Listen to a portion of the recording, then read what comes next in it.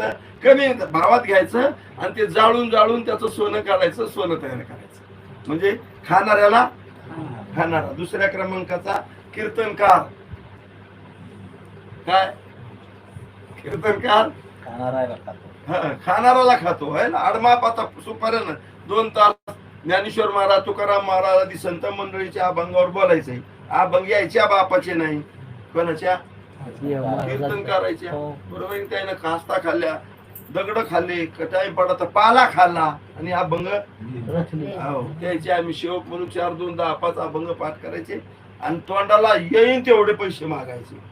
बरोबर आहे की नाही? हे काय एका गावातलं उदाहरण सांगतो. एका महाराजाचं नाव घे, विचारू नका, सांगत नाही, नाव सांगत नाही. त्यानं कीर्तनाची सुपारी घेतली. काय सुपारी ठरली? काय 8,000 रुपये देईन म्हणे.